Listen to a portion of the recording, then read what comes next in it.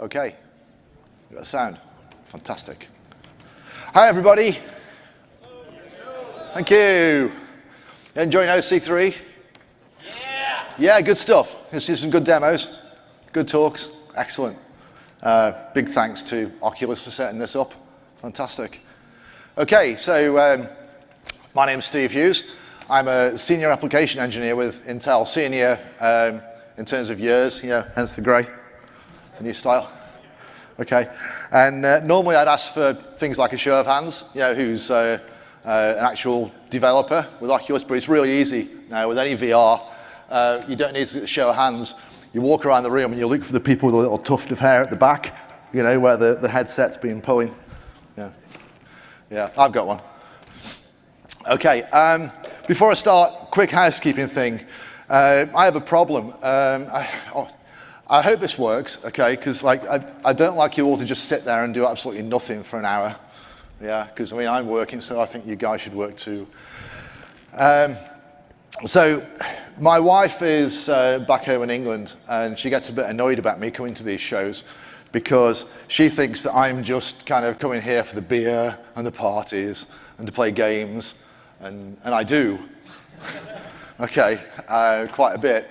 But I do things like this as well. What I want to do, I want to send her a message. Yeah, so I wonder if you could help me to send her a message. Can you do that? Yeah? Do you want to bring your phone up? Yeah? Okay. So when I say now, right, okay, can we all shout, "Hi, Mandy," and wave? Can we do that? Yeah? 1, 2, 3. Okay, that was pretty good. A little bit louder, one more. 1, 2, 3. Hi. Fantastic, thank you. Give yourself a clap. Brilliant. Okay. Thanks for that. So you'll really enjoy it.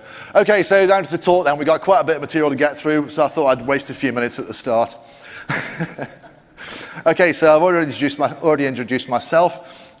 So we're doing this is actually a shared talk. I'm presenting along with Patrick Leduc from Vertigo, and we want to talk to you about some really cool stuff that we've been doing during the last 6 months. Now, we've been looking at the range of hardware for VR from the recommended spec up to the best kit you can go out and buy, okay, because there's a big difference. And what we've been doing is looking at the difference between those CPUs, and what we're looking at particularly is how you can use the extra CPU to create a better, immersive, cinematic experience for the gamer, which will keep them coming back for more. Okay. I'm supposed to press the button, aren't I? Right. Okay, so, yeah, so looking at it, I need to throw these on the screen. These are the legal disclaimers, because I'll make a few comments about numbers and so forth. There will be a quiz at the end, so make sure you read them. There's the first one. There's the second one. Okay, brilliant. Okay. Right, so Oculus has published a recommended spec if you're working with the system. And what they've said, they've picked a really nice machine, which is the i5 4590. Now, it's a great chip, but it's about 2 years old. And of course, it's an i5, it's not an i7, so it's not the best thing you can go out and buy. And a lot of gamers have already got better chips than that. And someone buying an Oculus setup may well go out and buy a new system as well.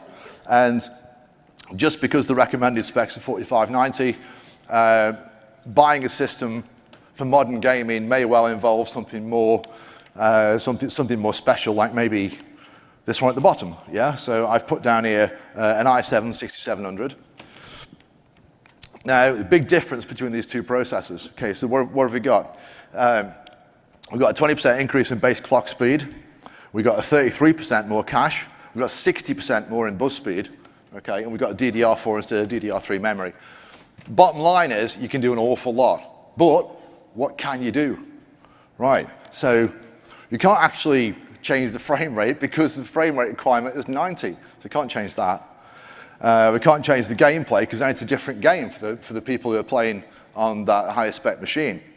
So what can we do to meet up the expectations of the user? Because when you go out and buy an i7 system, if you're playing standard games, like desktop games, or I don't know what we'd call those now, because VR is like 3D games, so I don't know what we'd call desktops. But when you're playing on a desktop game, you get more FPS and you get higher quality visuals and all sorts of wacky stuff, right? So you expect the same thing, or the gamer is going to expect the same thing in VR. So to stand out, right, as a developer, what you need to do is give that gamer what he expects from that, from that higher spec machine. How do you do it? That's basically what this talk's about. I'm going to talk about it in more general terms, and then Patrick's going to show you specifically what we've done on inside Arizona Sunshine to actually meet this. Right, so a quick look at these. So starting with the basic gamer experience on the recommended spec machine, what we're saying is, with the extra CPU, you can do stuff like object destruction. Object destruction involves pulling things apart on CPU and making them into new models. You can do things like dynamic lighting. You've got things like, I can always forget the name of that. Okay, you can mess about with dynamic lighting. You can do more advanced particles. Sure, you could render more particles in the GPU, but remember we're constrained to 90 frames a second, so we've got to be a bit careful what we're drawing. But you can render a lot, you can process a lot more particles with more complex physics.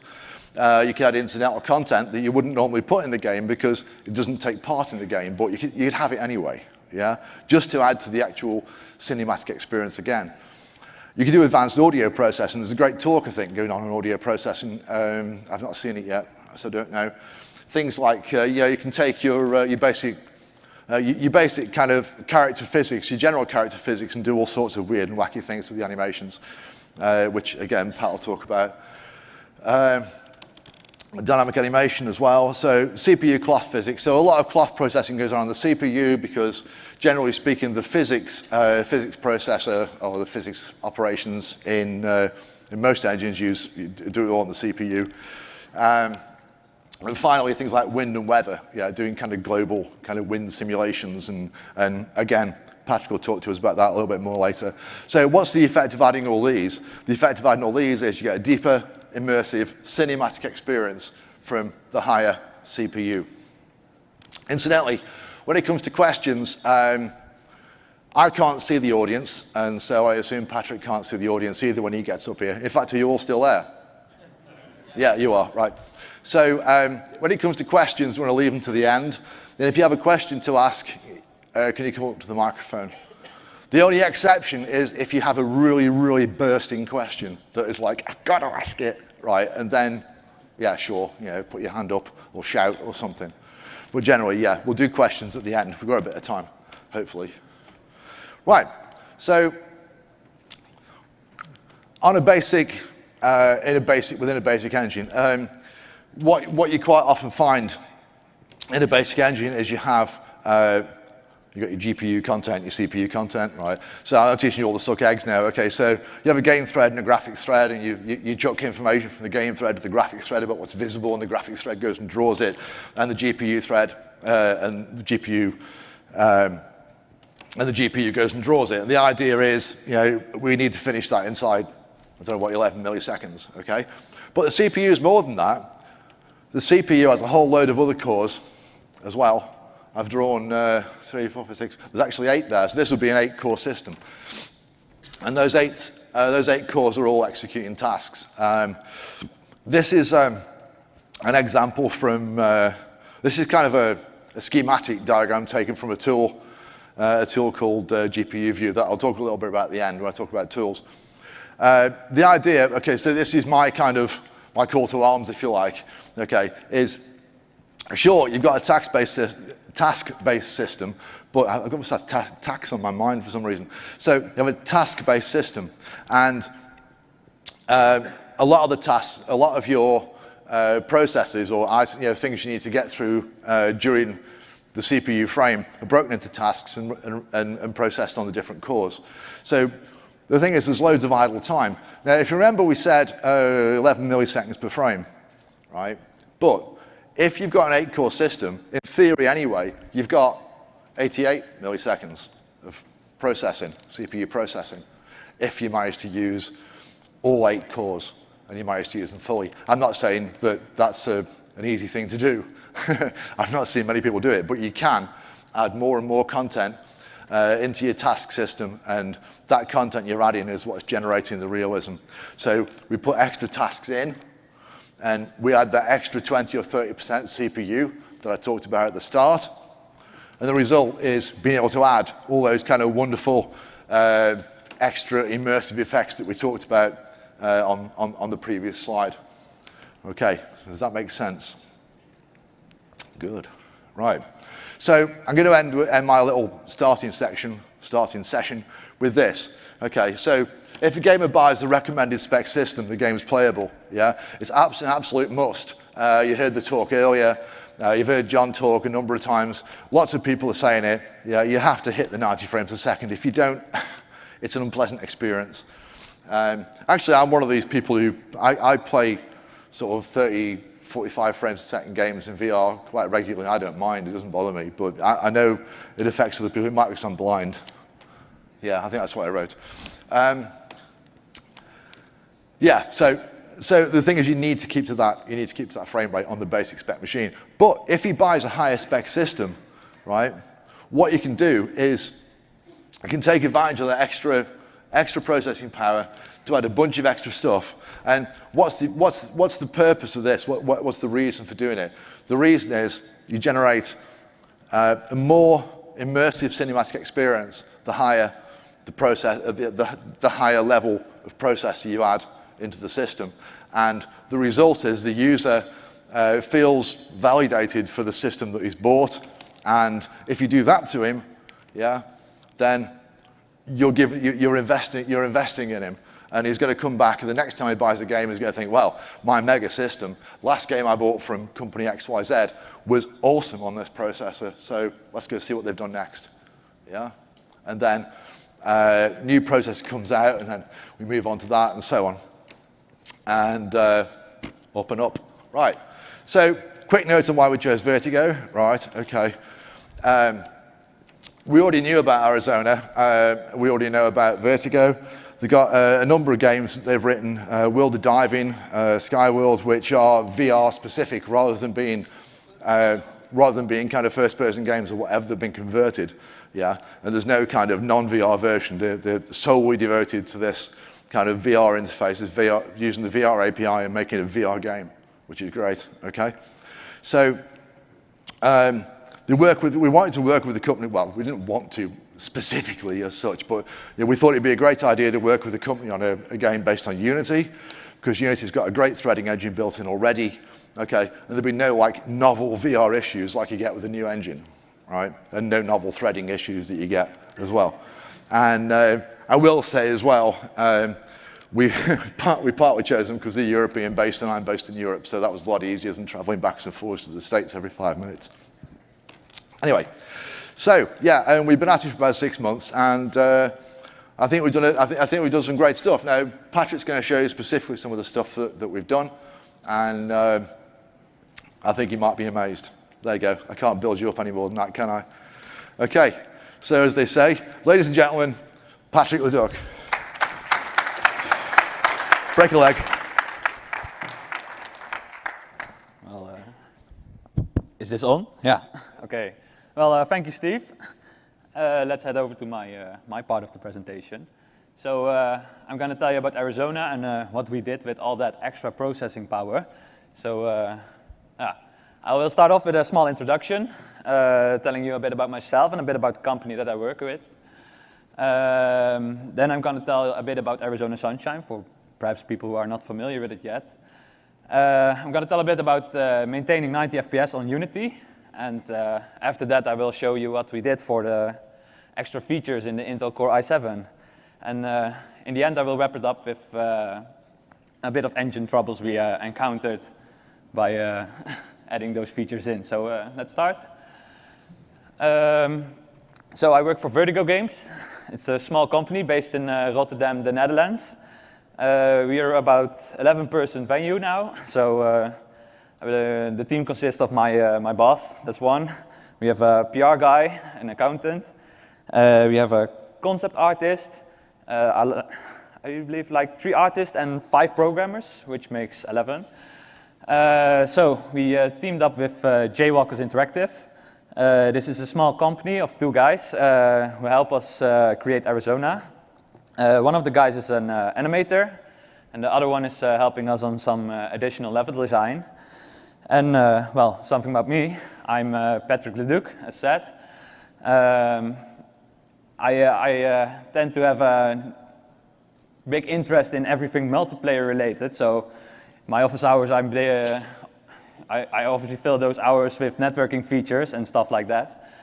I got my Bachelor of Science from the university, NHT, no, not university, from NHTV in Breda. I followed the course International Game Architecture and Design, and well, that's a bit about me, so let's head on to the game.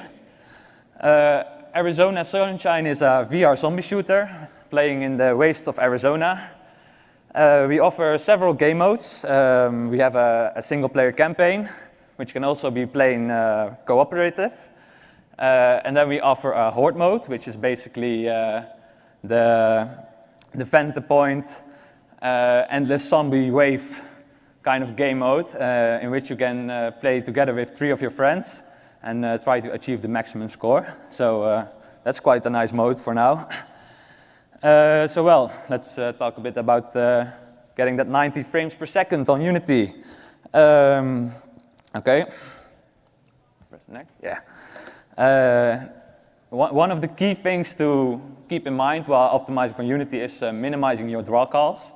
For those who do not know what a draw call is, for each object in your scene, you produce draw calls. Each material on that object produces a draw call. And yeah, when having lots of objects in a scene, this can quickly add up. So luckily we have some nice optimizations for this. First one is called static batching, which is basically all static objects in a scene that share the same material. You can merge them together into one mesh and call them render them in a single draw call, which is actually quite nice, especially for stuff like scenery. Then we have dynamic batching, which is about the same, but for dynamically moving objects. It has some limitations, though. It's, I believe it's right. You should have like 900 vertex attributes at the maximum. So that's yeah, very little objects apply, but when it does, it really helps. So another technique is instancing. This is also a nice technique to draw objects that share the same material. Although with instancing, you have the possibility to change a little bit about the objects. For yeah, most of the time you will adjust some shader variables, so the objects do not quite look the same every time it's drawn. So I'll take a bit of water if you don't mind.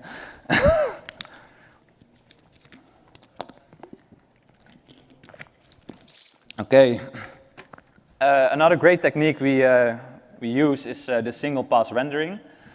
This basically means that instead of rendering the scene twice, once per eye, we render the scene at once. This is a easy to use technique, but it's it optimizes the game very much. So for each object you simply draw the object for both eyes at once in a single pass. So that's quite the optimization. We got like a bit more than a millisecond off our CPU time. So that's about a 10 to 15% performance increase, which was amazing. So yeah. Another thing is that's really important is that you have to take control of your draw order, especially in VR. We have a few objects that we can identify to be close to the screen at all time. Especially since in VR we tend to use you tend to be bound to visual feedback, so you will be looking at your hands most of the time. So drawing them first is a big optimization already. The more you draw in the foreground, the less you have to draw from the background. So if you keep that pixel fill rate up, you prevent a lot of overdraw, which is really nice. That gave a really good optimization as well. Another thing we noticed, I don't know if any of you noticed this as well, that each mono behavior in Unity, the update calls have a slight overhead, and this can become quite huge when you have multiple objects that share the same scripts, or a lot of objects with sharing the same script, and yeah, Unity checks if you are doing the correct thing and if the object is still existing, but most of the time we know that it is, right? So that's not necessary always, and luckily for us, we have found a simple solution. We created a thing called execution order callbacks, which are mono behaviors as well, but instead of having a lot of mono behaviors calling updates, we have only the execution order callback calling an update, and all other classes can simply subscribe to that update, and it will automatically be called by the execution order. So we created a pre-execution order callback and post-execution order callback in our case. This mainly so that we can choose where we want to execute them. The pre-execution order callback runs before everything, and the post-execution order callbacks run after everything. So if anything has dependencies on stuff that's in the pre-execution order callback, you put it in the post-execution callback. So yeah. You would be amazed that this could actually save you milliseconds of time if you have a lot of the same objects. So if you do work in Unity, please implement it. It's a really good optimization. So let's head to the Intel Core i7 features.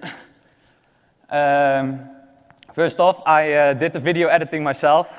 I'm really sorry, I'm a programmer, not a video editor. So they're not that high quality, but sure. So what we just saw were the background animals we implemented. Yes. For now, we only implemented birds.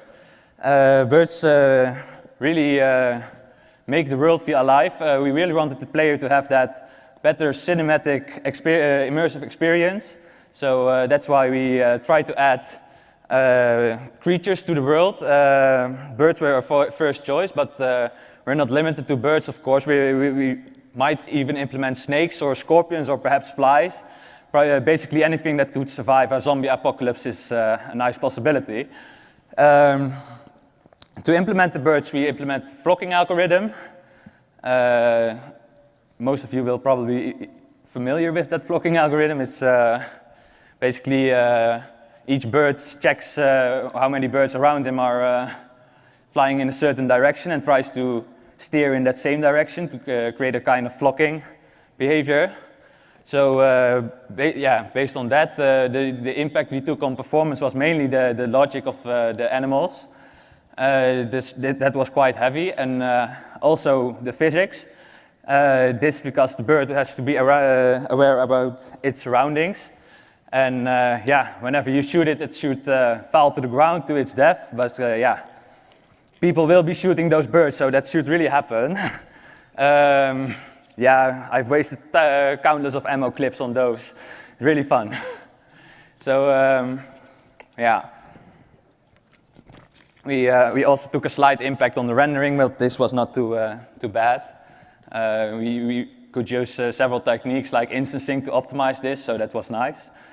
Another optimization we did was multi-threading. Birds are a perfect candidate for multi-threading. Each bird simply looks at the neighbors and uses the previous calculated data. So in that way, it was a really good optimization to implement multi-threading. There we could simply say, hey, this bird is using a thread, and this bird is using a thread, and just distribute them over the threads to fill up some space. And well, thanks to the Core i7, we had this CPU time, so that was amazing. Also, adding them to the execution order callback saved us like a millisecond already. That was in a scene with like 200 to 300 birds, so that might be a bit much, but yeah, if you save that much on that amount of birds, that shows that it's really a good optimization to use the execution order callbacks. So let's head on to the background zombies. It's a really small video though, but.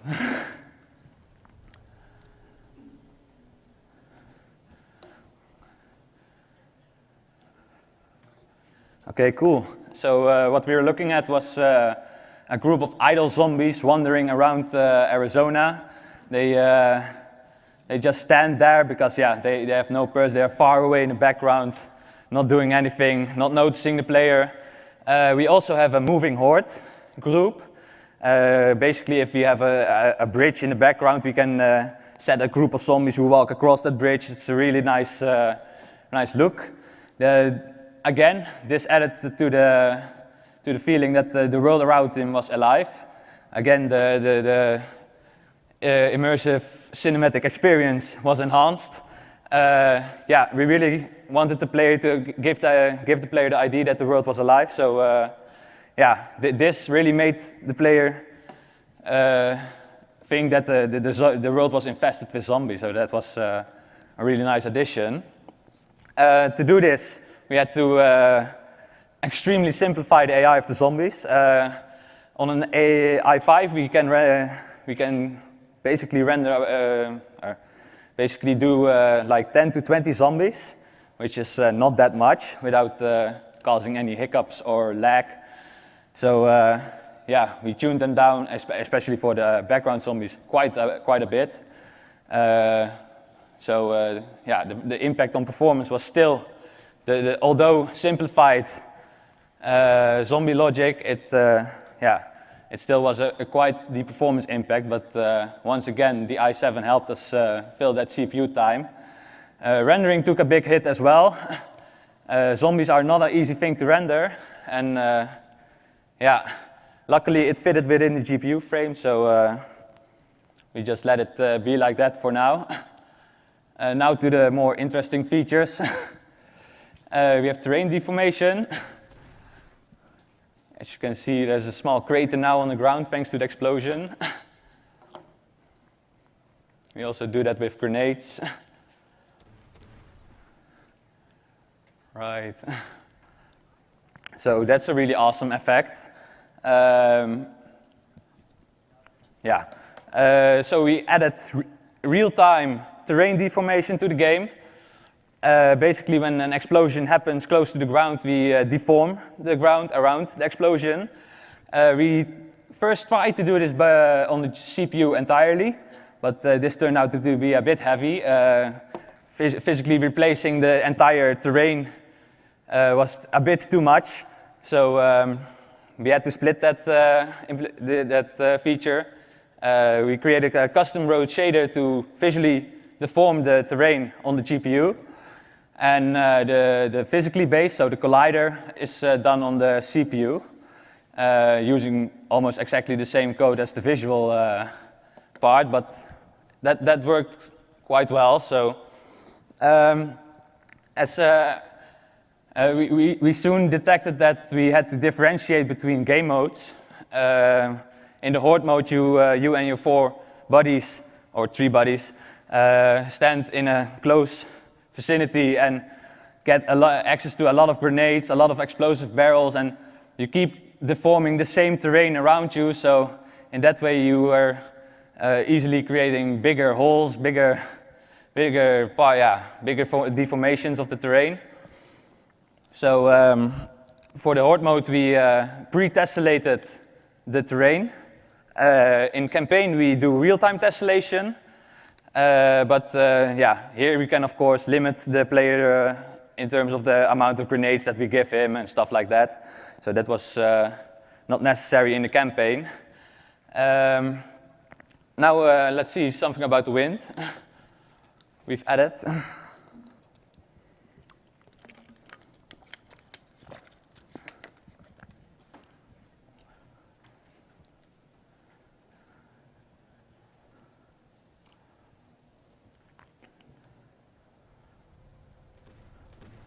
Oh, that's amazing, huh? Awesome. So what did we see? We implemented wind effects in Arizona.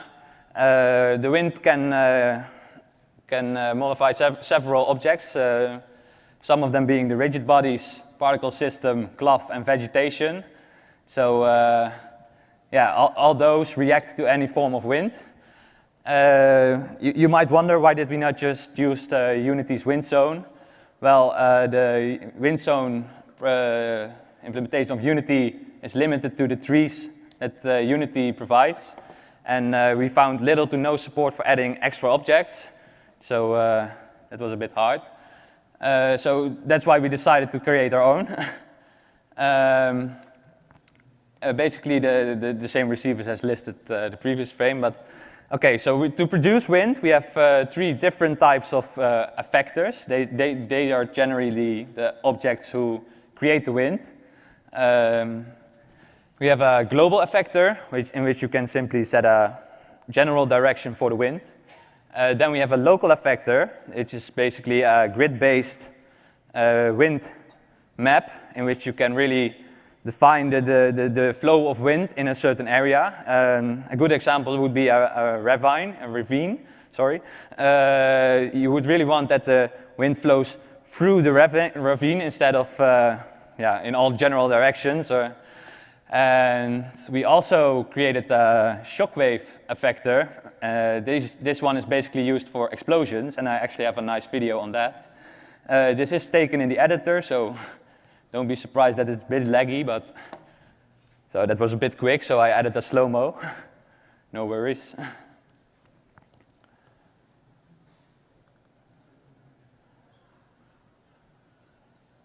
Kaboom.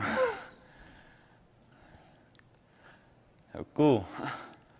So, the impact we took on performance, well, the wind algorithm is quite the heavy algorithm. So each object can simply request to the wind manager, what is the wind speed at my position? And since we have a lot of objects in our scene, this can become quite heavy pretty fast.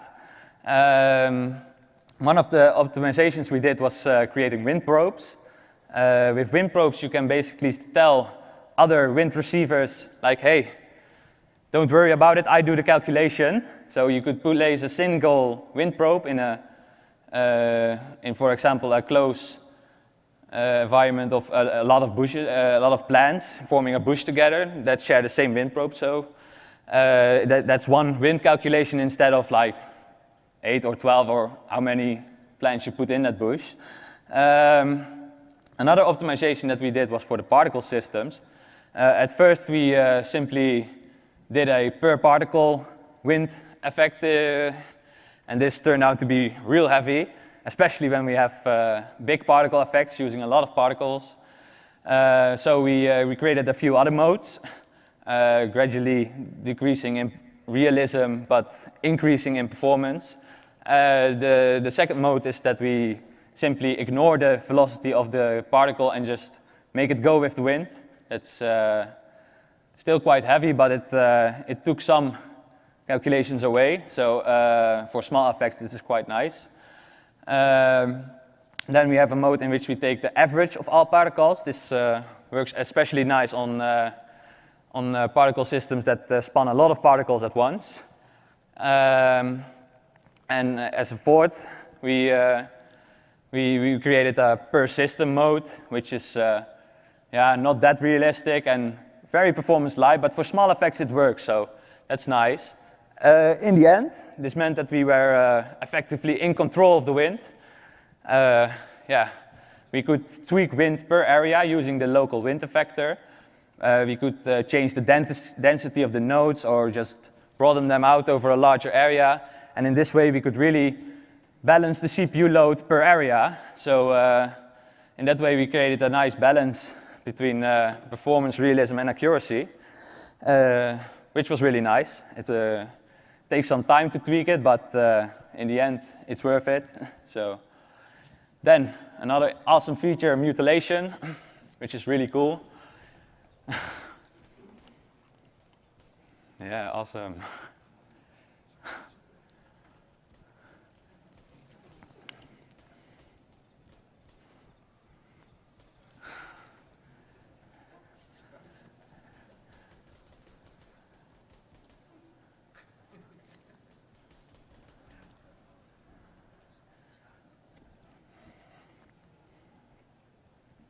So what did we just look at? Well, you looked at me kicking the zombie's ass.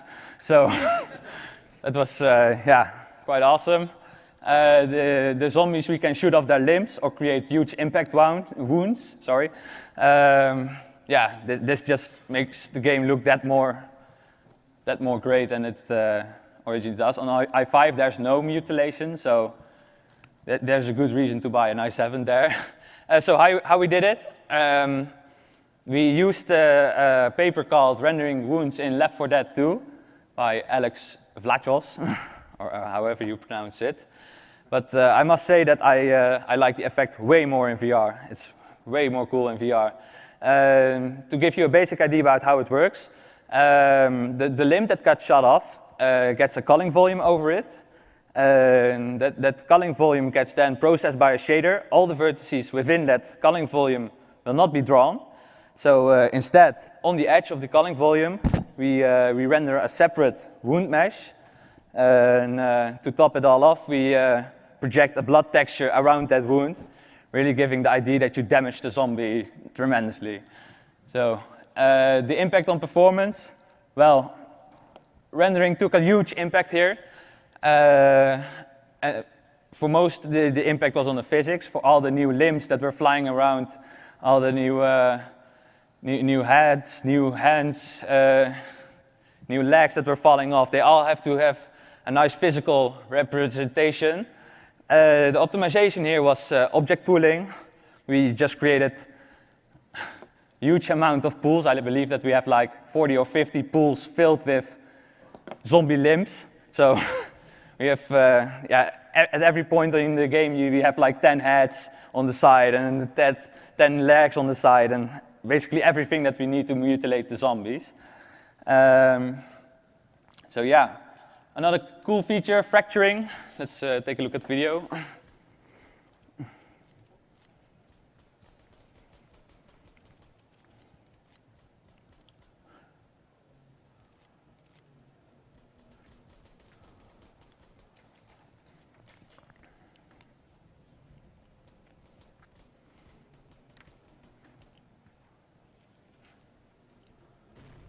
Boom. Yeah, great. So, for i7, we added destructible objects. Basically, you can shoot and break everything around you that's made of wood or glass. To do this, we created we used pre-computed fracturing. We created a mesh fracturing algorithm. Basically, we could just select the mesh and say, well, let's cut it up in a lot of pieces. To give a nice example, we had a box, which we cut into 40 pieces for each side. But in the end, this meant that we had 160 new objects for that box. So instead of one object, we now had 160. So you can probably imagine why that was quite the impact on rendering and physics. Yeah, as always, we found a way to optimize that. Thanks to the extra amount of processing time available on the i7, we were able to implement a real-time mesh baking algorithm. Basically, at the runtime, we combine all the fractures together into a single mesh, and as soon as one of the colliders get hit, we recalculate the mesh and make sure that the hit object gets removed from that single mesh. So yeah, that saved us a lot of draw calls and yeah, got us back to speed, the speeds that we were used to. So implementing all those features didn't came without After Effects. For example, our startup time increased tremendously. Yeah, startup time is really hard to debug, so we had to follow the process of elimination. Basically, we started turning off objects until the problem was not occurring anymore. What turned out was that all those fractured objects keeping their own data turned out to be a problem. Each object held their own serialized data. And yeah, to fix this, we applied data normalization. So instead of having the data at many locations, we made sure that all the data was in a single location, which brought back the startup time to 10 seconds. It was like 40, which is way too much. So yeah, another problem we faced was the problem with too many colliders. Also an after effect of the fracturing. As said, instead of one single collider, we now have 160 colliders for a single box. So yeah, we quickly noticed that through the process of elimination, that turning off a collider gave us a performance impact of 1.5 seconds, which is not something you want on your VR-enabled game. So what did we do to fix it?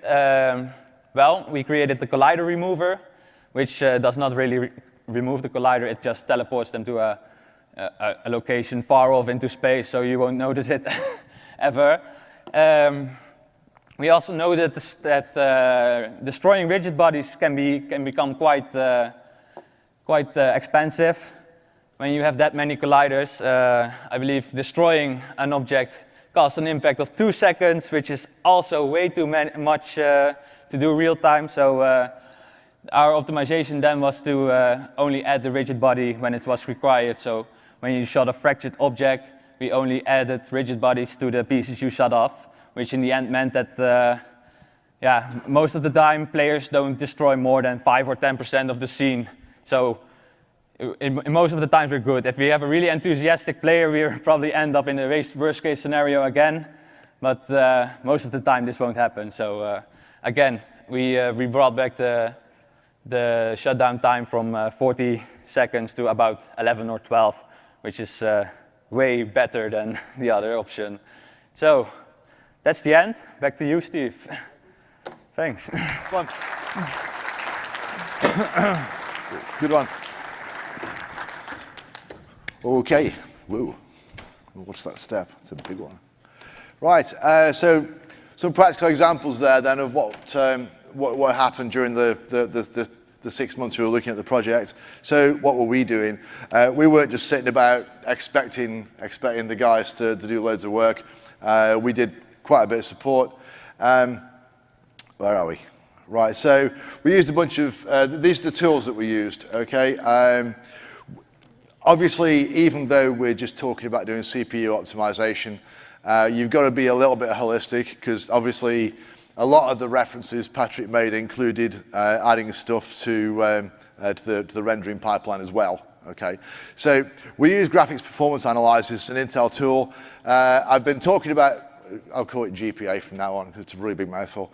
I've been talking about GPA at GDC and Develop for the last kind of 5 or 6 years, so I'm not going to do a tutorial on that here. If you go to the website, there's tutorials on how to use it. Also, we use GPU View. Okay, well, there's a bit of an odd one.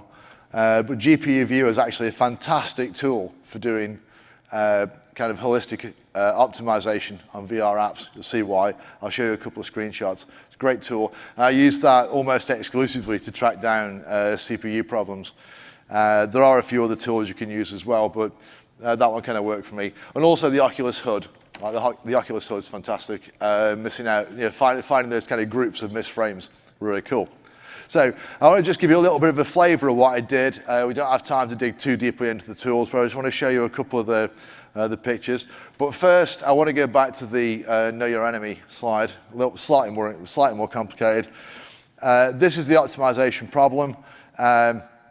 Every red arrow on this design, regardless of how you actually align your frame, and whether you're doing you've got some kind of late latching thing going on so you can render a frame late, or whether you're rendering the current frame like in the bottom example. Always, in all those examples, if the red arrow gets to 0 length, then you've done it, you've dropped a frame. So, one of the things that I wanted to make sure of then, there was always enough time on the GPU. This is a frame from GPA. And again, I'm not going to go into too much detail on this. But if you look, you'll see there's a bunch of things marked on. I normally look at, okay, I'll remember what you said. What we're actually looking at is a graph of all the draw calls and graphics events that happen during a frame. Okay, the width and height are proportional to the amount of time they take. Okay, I hope that's a bit clearer than what I said a minute ago. What I normally do is look at, you look through these and you find kind of big draw calls, and then you go and find out if they're justified. Obviously, if something takes up a lot of screen, if something is a useful thing, then you leave it in. But then if it's not doing, then you wonder, okay, why is it here?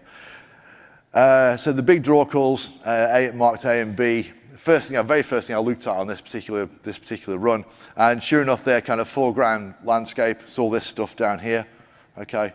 And so they're great. Leave them in. The ones marked in yellow, they were the floor was rendered in a series of tiles, okay, and those were floor tiles that were way off in the distance, were generally generating about 4 pixels or 20 pixels or whatever. So we went back to those and revisited them and did a different render pass on those than we did on the main landscape. Okay, we pulled a few percent back. The idea was just to make sure that we had enough time in those red arrows on the GPU pass to make sure that we didn't run into any trouble.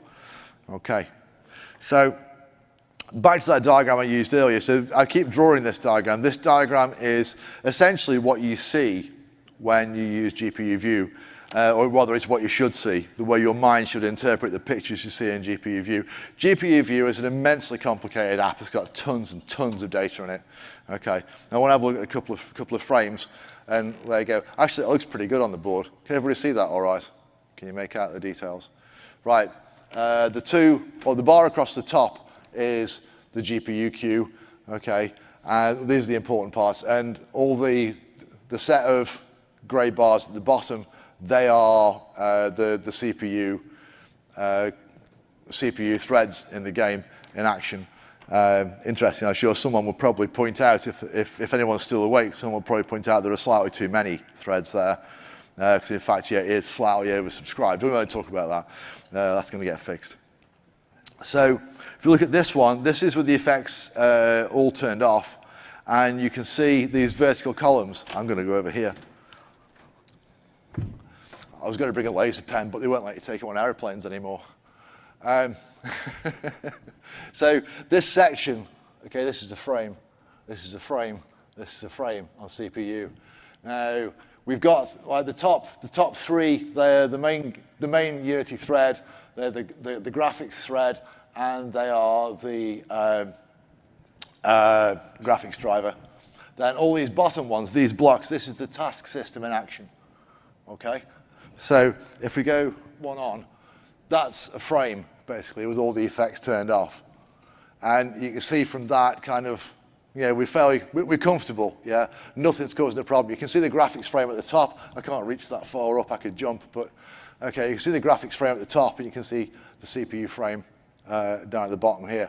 If we go on one, this is it with all the effects turned on the GPU. So you can see the extra amount of CPU work that we're doing in this, and you'll also see that the GPU frame, because we've done a little bit of optimization, doesn't quite overflow and go past the end. Now, if we compare this, we ran this on the i5. We don't want to cheat here, so we go back to the i5 and we run it. So the i5's only got 4 cores, and again, you'll be able to count 5 because yes, we're oversubscribed by 1, which we plan to fix. So we've got the CPU frame and the GPU frame, and you can see those lined up. I think I've got a highlight, yeah, okay. So that's it with all the effects turned off. So this is the standard mode, okay, with the recommended spec. And what we've got in here is a competent game that plays. You can play it, okay? It's just missing a bit of the extra cinematic content. So if you look at this on the i5 with all the effects turned on, things get to be a bit of trouble, okay? So I'll label one. That's the bad frame. Okay, a little bit complicated. What we have, it looks like I'm a priest here, so I'm praying to the, sun god, the zombie god or whatever. Right, so what's actually happened, at least one of the frames, possibly 2, have actually crept over the limit of where they're allowed to run to. So what's happened is Oculus has thrown out the frame. Nothing got rendered, so it was recast instead. You can see that change there where it's recast. Then the new frame starts. This frame here actually just managed to fit in, so then everything was okay. Frame was rendered there. That one just fitted in okay. Frame was rendered there. And that goes on for about 5 or 6 frames. Then it happens again. And then it happens again. The problem is we're throwing too much at the CPU, And so it's a great thing to go and look at, even if you're not taking my advice and doing the optimization for i7. It's still a great thing to go and look at because you can see where you're getting wrong or where you're getting right in your game. Okay, so quick message. I'm down to 9 minutes. So what I see often, I mean, I've worked in the games industry for about 25 years. I worked for 16 years as a game developer, and I've worked for about 10 years at Intel. And what I see all the time is this idea of just enough optimization. What we do is we write a game and we run it, and it's doing 10 frames a second, so we start optimizing. And we optimize either by cutting stuff out or by tweaking stuff and changing shaders and doing all sorts of things. So eventually we get to the target frame rate. When we get to the target frame rate, we stop. Does that mean that's all the optimization you can do? No. But apparently, or it appears to make economic sense to stop at that point. Now, what you need to bear in mind is, and this is kind of a slightly contentious point, the recommended spec is this i5 and with the 970 GPU and a few other bits and bobs. And that's not the only console people are going to be playing VR on at their desk. Yeah, they're going to be playing on higher end machines, which if you take advantage of, then you're kind of creating a value proposition for the gamer, which is great. And also there's a whole range of there's all-in-one systems. We're looking at systems that are, VR-ready laptops, backpacks, all manner of things. It's going to explode in the next couple of years. People are going to be having have all sorts of devices to playing VR on. And as all these things start appearing, then the reason to do the extra optimization comes back again. Okay, so that's basically my message today is don't just optimize for the target frame rate on the target device because it's not a target device, it's a wide target and you need to hit as much of it as you can to maximize the audience. Okay.